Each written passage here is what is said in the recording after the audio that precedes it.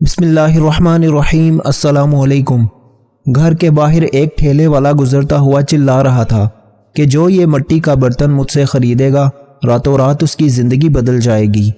میں نے اس سے 10 روپے کا ایک گلاس لے لیا۔ رات شوہر کو اسی مٹی کے گلاس میں پانی پلایا تو پانی پیتے ہی شوہر غصہ ہونے لگا اور آدھی رات کمرے سے نکال دیا۔ اسی لمحے وہی برتن والا میرے پاس آیا اور بولا، میرے ساتھ چل، تیرا شوہر خود پیچھے آئے گا اور تیری دنیا بھی بدل جائے گی۔ وہ مجھے زبردستی اپنے ساتھ لے گیا۔ سانس تب اٹکی جب وہ مجھے ایک مردہ خانے میں لے گیا اور اچانک، میرا نام رخسار ہے، یہ کہانی میری اور میری دوست رمشا کی ہے اور اپنی اس زندگی سے میں نے بہت سبق حاصل کیا تھا۔ آج بھی محلے میں جب کوئی انجان شخص کچھ بیچنے آتا ہے تو گھر کے بچے یا پھر عورتیں بھاگ کر خریدنے گھر سے باہر نکل پڑتی ہیں، اور پھر آہستہ آہستہ بہت سی جگہوں پر سننے میں آتا ہے کوئی عورت اغوا ہو گئی یا پھر بچہ نہیں مل رہا۔ ہم گھر کے 2 ہی افراد تھے۔ میرے سسرال والے دوسرے شہر میں رہتے تھے، میرے شوہر پولیس میں تھے، ان کی ٹرانسفر لاہور میں ہو گئی تو وہ مجھے بھی اپنے ساتھ یہاں لے آئے تھے۔ میں جب سے شادی ہو کر سسرال آئی تھی آس پاس کے ماحول سے بالکل انجان تھی، نہ ہی میری کوئی دوست تھی۔ میرے شوہر پولیس میں نوکری کرتے تھے، وہ ڈیوٹی پر چلے جاتے اور میں اکیلے گھر پر بیٹھی گھر کی دیواروں کو گھورتی رہتی۔ ایک دن سبزی لینے گھر سے باہر نکلی تو راستے میں ایک لڑکی درخت کے ساتھ ٹیک لگائے بیٹھی تھی۔ میں اسے دیکھتی رہی، مجھے اس کی حالت کچھ ٹھیک نہیں لگ رہی تھی۔ وہ کتنی دفعہ اٹھنے کی کوشش کرتی رہی لیکن اٹھ نہیں پا رہی تھی۔ پھر وہ وہیں بیٹھ گئی۔ مجھے اس پر بہت ترس آیا۔ اس کے پاس جا کر پوچھا، بہنا کیا بات ہے، تم یہاں کیوں بیٹھی ہو، اپنے گھر کیوں نہیں جاتی؟ اس نے کہا، میری طبیعت ٹھیک نہیں ہے۔ کافی دفعہ اٹھ کر چلنے کی کوشش کی لیکن سہارے کے بنا اٹھا نہیں جاتا۔ میں نے کہا، ہوا کیا ہے تمہیں؟ اس نے میری طرف دیکھا اور کہا، میں امید سے ہوں، جب بھی اٹھ کر چلنے کی کوشش کرتی ہوں تو آنکھوں کے آگے اندھیرا آ جاتا ہے۔ میں نے کہا، آؤ میں تمہیں سہارا دے کر گھر تک چھوڑ آتی ہوں۔ پھر میں نے اسے سہارا دیتے ہوئے اس کی گھر کی طرف چل دی۔ میں نے اس سے پوچھا، جب تمہاری طبیعت ٹھیک نہیں تھی تو گھر سے کیوں نکلی؟ اس نے کہا، پہلے میں ٹھیک تھی، بس چہل قدمی کرنے نکلی تھی، ایک دم سے طبیعت خراب ہو گئی۔ اس نے مجھ سے پوچھا، آپ یہیں رہتی ہیں؟ میں نے کہا، جی، ہم کچھ ماہ پہلے ہی یہاں شفٹ ہوئے ہیں۔ وہ لڑکی بھی ہمارے ہی محلے میں رہتی تھی، کچھ گھر چھوڑ کر اس کا گھر آتا تھا۔ میں نے اس کے بتائے ہوئے گھر چھوڑا۔ اس نے اپنے گھر کے دروازے پر دستک دی تو اس کا شوہر باہر نکلا۔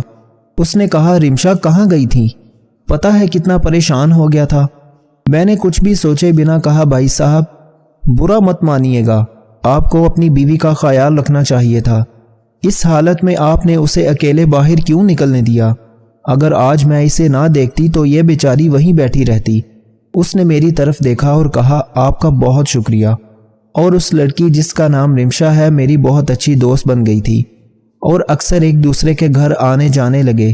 ایک دن میں نے رمشا سے باتوں باتوں میں پوچھا، تمہارا شوہر تو تمہارے ساتھ ٹھیک ہے نا؟ اس دن تم اکیلے باہر گئی تھی۔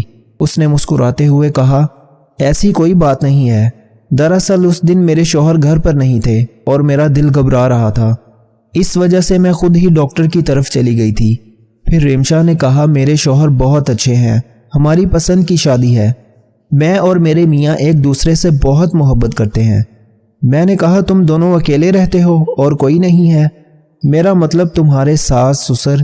اس نے کہا، میری ساس کا انتقال ہو گیا تھا اور سسر ہمارے رشتے سے خوش نہیں تھے کیونکہ وہ اپنے خاندان میں اپنے بیٹے کی شادی کرنا چاہتے تھے۔ بہت کوشش کی کہ وہ ہمارے رشتے کے لیے مان جائیں لیکن میرے سسر اپنی ضد پر قائم رہے، اس لیے ان کی مرضی کے خلاف ہم نے شادی کر لی۔ انہوں نے میرے شوہر کو گھر جائیداد سے بے دخل کر دیا اور ہمیں گھر سے نکال دیا۔ ہم دونوں میاں بیوی نے بہت دھکے کھائے، کوئی جگہ راست نہیں آئی اور قسمت ہمیں یہاں اس محلے میں لے آئی۔ شاید مجھے آپ جیسی بہن ملنی تھی، اس لیے یہاں آ کر بس گئے۔ رمشا اپنے بارے میں بتاتے ہوئے افسردہ ہو گئی کہ اس کی وجہ سے اس کے شوہر کو اپنے گھر اور اپنوں سے دور ہونا پڑا۔ رمشا نے کہا، میں نے اپنے شوہر کو اپنے بابا کے لیے اداس اور پریشان دیکھا ہے۔ کبھی کبھی تو وہ ایسے سوچوں میں گم ہو جاتے ہیں کہ میں آواز بھی دوں تو انہیں پتہ نہیں چلتا۔ میں سوچتی ہوں اس سب کی وجہ میں ہوں، میری وجہ سے ایک بیٹا باپ سے دور ہو گیا۔ اس بات کا دکھ مجھے چین نہیں لینے دیتا۔ بہت دفعہ اپنے شوہر سے کہا کہ جا کر اپنے والد سے مل لیں، ان سے بات کریں، وہ ضرور ہمیں معاف کر دیں گے۔ میرے شوہر نے کہا میں گیا تھا بابا سے ملنے، ان سے معافی مانگنے، مگر انہوں نے یہ کہہ کر میرے منہ پر دروازہ بند کر دیا کہ جب تم اپنی بیوی کو چھوڑ دو گے تب آ کر معافی مانگنا، میں اسی وقت تمہیں گلے لگا لوں گا۔ رمشا رو رہی تھی۔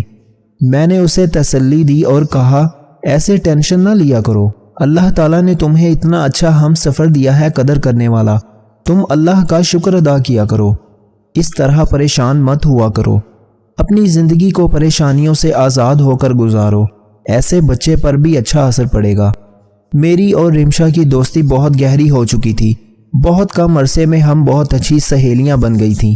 رمشا پریشان ہوتی تو مجھے اس کا چہرہ دیکھ کر ہی پتہ چل جاتا تھا کہ کوئی بات ہوئی ہے جس کی وجہ سے یہ اتنی پریشان ہے۔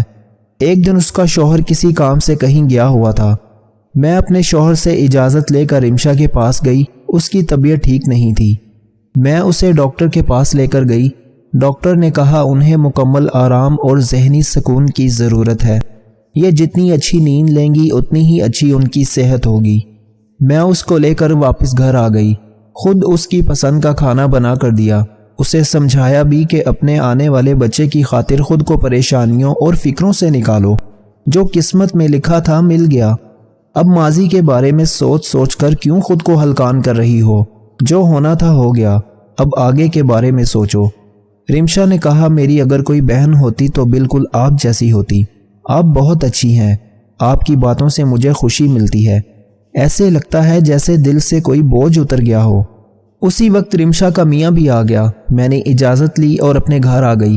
کچھ دنوں سے مجھے عجیب سے خواب آ رہے تھے، خواب میں اپنے پیچھے ایک کتا بھاگتا ہوا دیکھتی ہوں جو مجھے ٹانگ سے پکڑ لیتا ہے، میں بہت ڈر جاتی ہوں، مدد کے لیے آواز دے رہی ہوتی ہوں، پھر آنکھ کھل جاتی ہے۔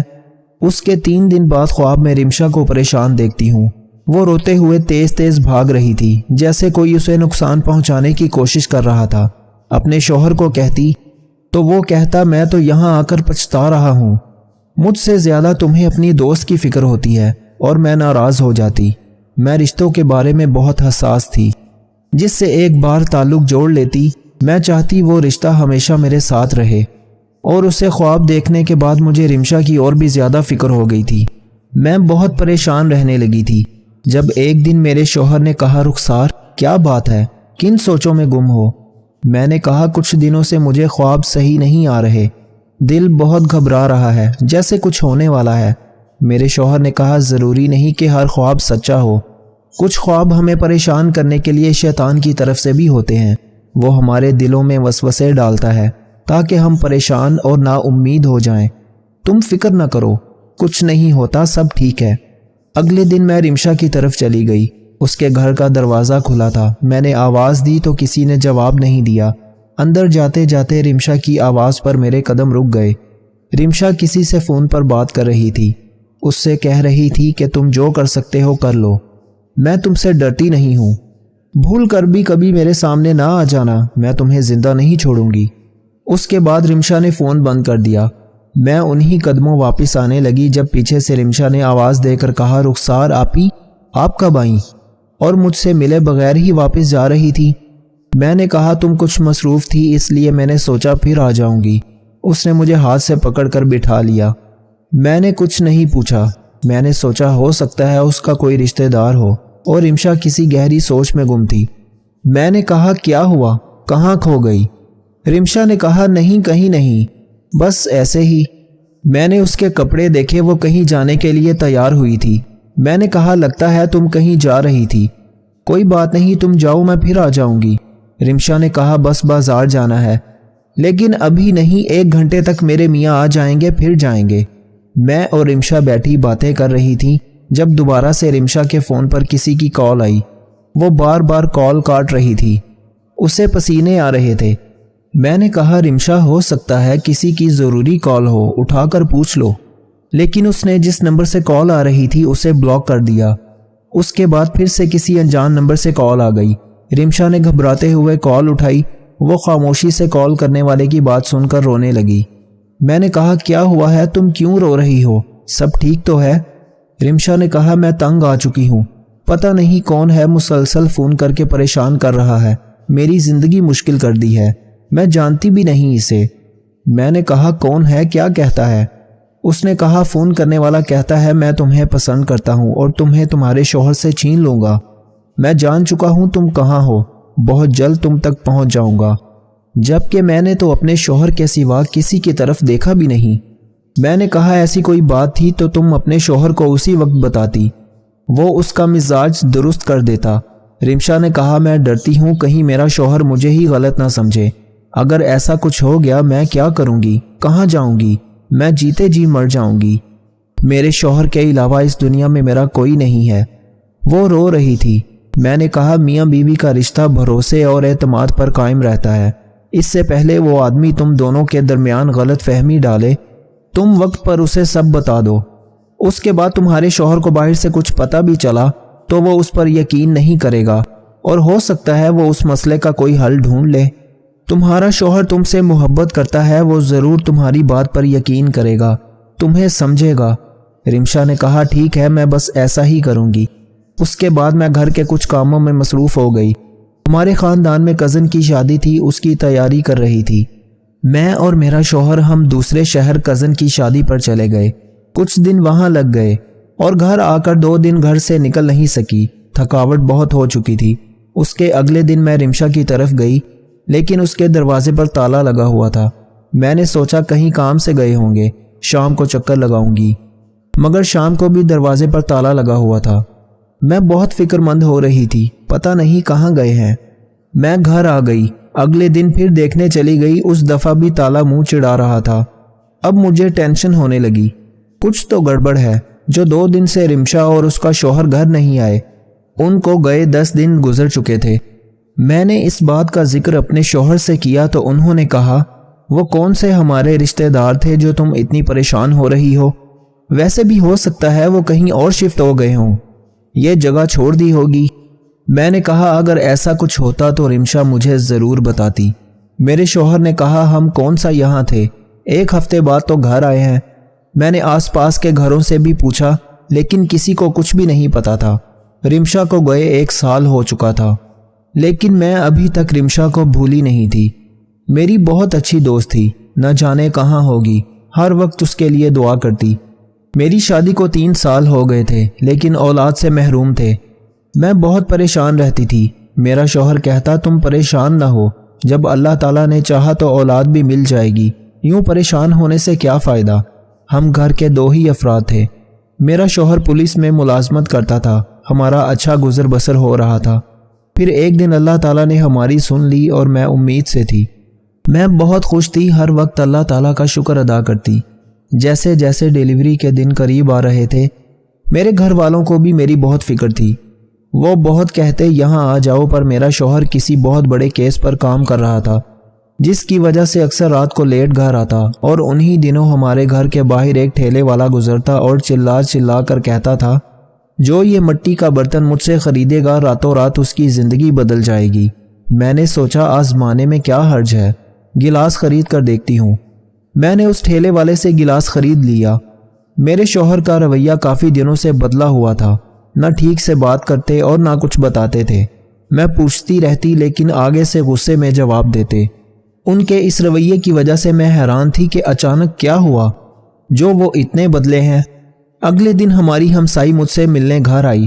اسے میرے شوہر سے کچھ کام تھا۔ جب اس نے مجھے بتایا کہ کسی نہ کسی محلے سے کچھ عورتیں غائب ہیں، سب محلے والے بہت پریشان ہیں، کچھ سمجھ نہیں آتی کہ کہاں گئیں۔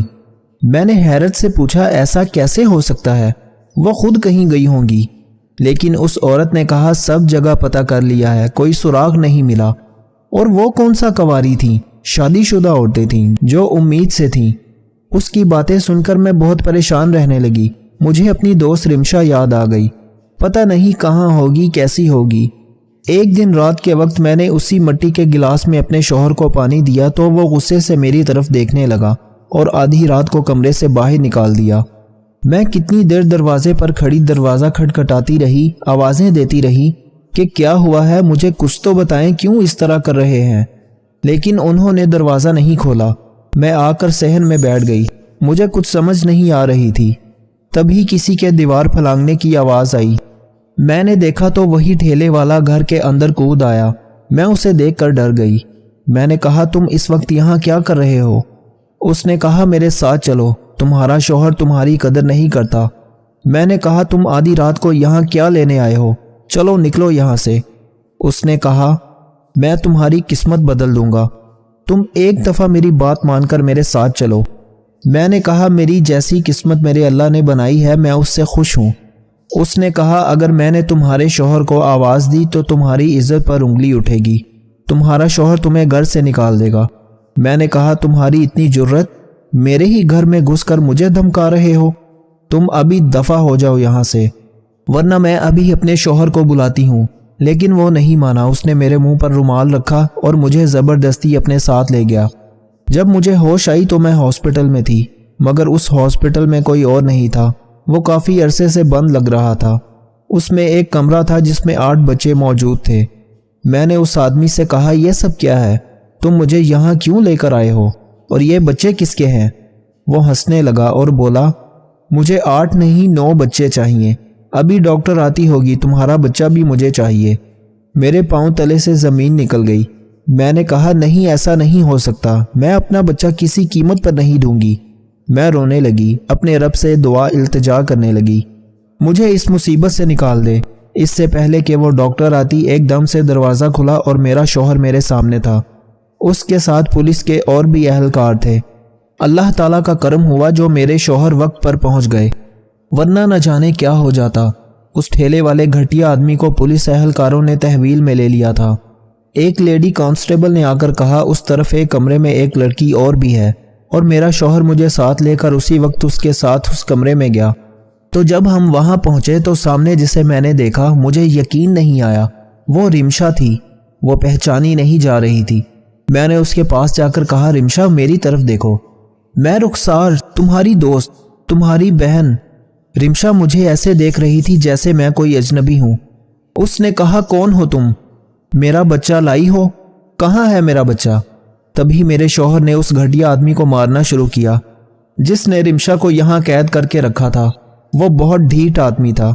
پولیس والے اسے مارتے تو وہ آگے سے ہنستا، پھر اسے اتنا مارا کہ وہ مرنے کے نزدیک تھا۔ جب اس نے کہا رک جاؤ سب بتاتا ہوں، پھر اس نے کہا میں رمشا کو پسند کرتا تھا، اس سے شادی کرنا چاہتا تھا۔ جب اس کی شادی ہوئی اور یہ ہمارے علاقے میں ایک دعوت پر آئی تھی، تب سے مجھے اچھی لگنے لگی تھی۔ میں نے اسے حاصل کرنے کی ٹھان لی، کیونکہ شروع سے میری عادت تھی جو چیز مجھے پسند آ جاتی مجھے تب تک چین نہیں آتا تھا، اور بعد میں پتہ چلا یہ شادی شدہ ہے۔ مجھے تب بھی کوئی فرق نہیں پڑا۔ میں اپنی پسندیدہ چیز کسی کے پاس بھی رہنے نہیں دیتا، اگر وہ چیز مجھے نہ ملے تو کسی اور کی بھی نہیں ہونے دیتا، کیونکہ یہ روز مجھ سے بچے کا پوچھتی اور کہتی اسے ایک بچہ اور چاہیے۔ یہ ہر روز ایک نیا بچہ دیکھ کر بہت خوش ہوتی تھی۔ اس کا بچہ اس دن مر گیا تھا جب اس کے شوہر کو مارنے کی کوشش کی تھی۔ یہ اسے بچاتے ہوئے آگے آ گئی اور اپنا بچہ کھو بیٹھی۔ میں نے اٹھ کر اس آدمی کے منہ پر تھپڑوں کی برسات کر دی۔ میں نے کہا گھٹیا آدمی تم نے یہ کیا غضب کیا؟ اس بیچاری نے تمہارا کیا بگاڑا تھا جو اس کا سب کچھ چھین لیا؟ وہ آگے سے ہنسنے لگا۔ میں نے دوبارہ اسے تھپڑ مارا۔ میرے شوہر نے مجھے روکا۔ پولیس اہلکار اس گھٹیا آدمی کو لے گئے۔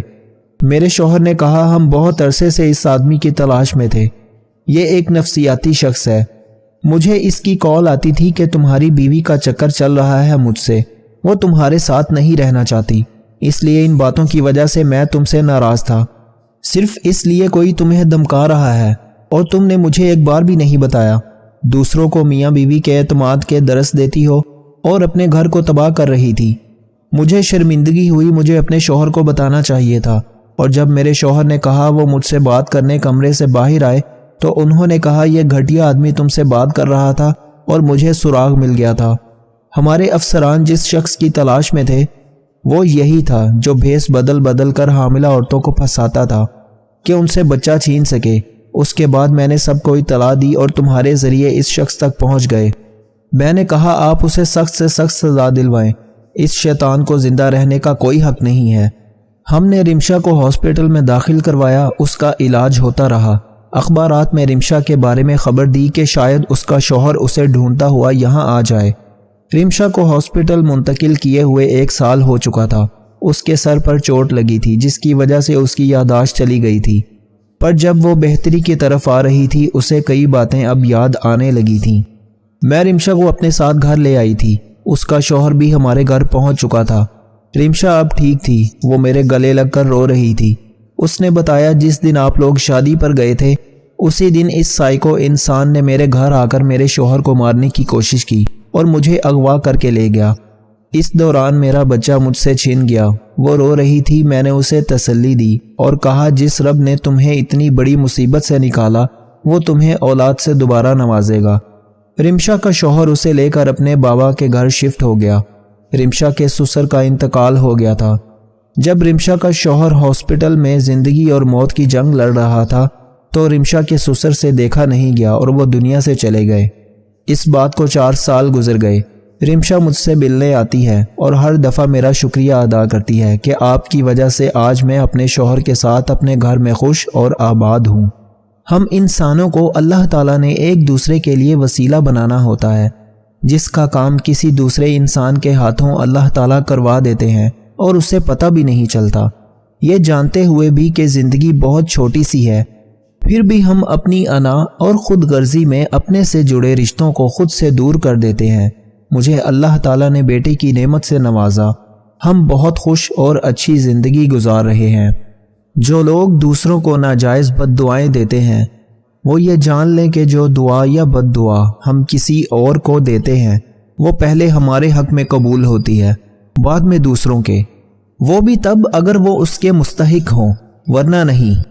اللہ بہتر کرے گا، یہ وہ الفاظ ہیں جن سے انسان کی آدھی پریشانی دور ہو جاتی ہے۔ اخلاق اور رویوں کی بدصورتی کا احساس ہمیں اس وقت تک نہیں ہوتا جب تک وہ ہمارے ساتھ نہ بڑھتے جائیں۔ اللہ تمہارے دل سے کسی چیز کا خیال تب تک نہیں نکالتا جب تک تمہارے نصیب میں اس کی ملنے کی گنجائش رہتی ہے۔ دنیا میں 2 طرح کے درد ہیں، ایک وہ درد جو آپ کو تکلیف دے اور دوسرا وہ جو آپ کو بدل دے۔ زندگی ہمیں کیا کیا سبق سکھا دیتی ہے۔ کبھی کبھی رشتے نبھانے کے لیے خود کو اداکاری کرنی پڑتی ہے اور کبھی سامنے والے کی اداکاری پر سب کچھ معلوم ہونے کے باوجود بھی مسکرانا پڑتا ہے۔ زندگی بہت چھوٹی سی ہے، جو ہم سے اچھا سلوک کرتے ہیں انہیں شکریہ کہو اور جو ہم سے اچھا سلوک نہیں کرتے انہیں مسکرا کر معاف کر دو۔ کسی کو پانے کے لیے ہماری ساری خوبیاں بھی کم پڑ جاتی ہیں اور کسی کو کھونے کے لیے ایک خامی بھی کافی ہوتی ہے۔ انسان کے جسم کا سب سے خوبصورت حصہ دل ہے، اور اگر یہی صاف نہ ہو تو چمکتا چہرہ کسی کام کا نہیں۔ انسان کو کبھی اپنی اوقات نہیں بھولنی چاہیے۔ معمولی سے خاص بننے میں لامحدود عرصہ لگتا ہے، مگر خاص کو معمولی بننے میں مختصر مدت ہی درکار ہوتی ہے۔ ہفتے میں ایک بار ضرور کسی غریب کو اچھا کھانا کھلاؤ اور اپنے مال کا کچھ حصہ اللہ کی راہ میں دے کر اللہ سے تجارت شروع کر دو۔ رزق اتنا بڑھ جائے گا کہ سنبھالا نہیں جائے گا۔ رشتہ انسانوں سے بنایا جاتا ہے، رشتے کی آڑ میں سانپ سے پالا پڑ جائے تو رشتہ اسی وقت ختم کر دیں۔ یہ مت سوچیں کہ تعلق کتنا پرانا اور کتنا زیادہ تھا۔ جب آپ کسی کے لیے اچھا کرتے ہو تو آپ کو واپس اچھا ہی ملتا ہے۔ دیر سویر ہو سکتی ہے لیکن ملتا ضرور ہے، اور یہی قانون قدرت ہے۔ سمجھنا جاننے سے زیادہ بہتر ہوتا ہے۔ آپ کے ارد گرد ایسے بہت سے لوگ ہیں جو آپ کو جانتے ہیں، لیکن بہت کم لوگ ایسے ہیں جو آپ کو سمجھتے ہیں۔ میری غلطی مجھے بتاؤ، دوسروں کو نہیں، کیونکہ میری غلطیاں میں نے ہی ٹھیک کرنی ہیں۔ یہ دنیا بھی عجیب ہی ہے، یہاں جو ٹیڑھا ہوتا ہے اسے چھوڑ دیا جاتا ہے اور جو سیدھا ہو اسے ٹھوک دیا جاتا ہے۔ نصیحت ضرور کریں لیکن سامنے والے کو شرمندہ مت کریں، کیونکہ مقصد دستک دینا ہوتا ہے، دروازہ توڑنا نہیں۔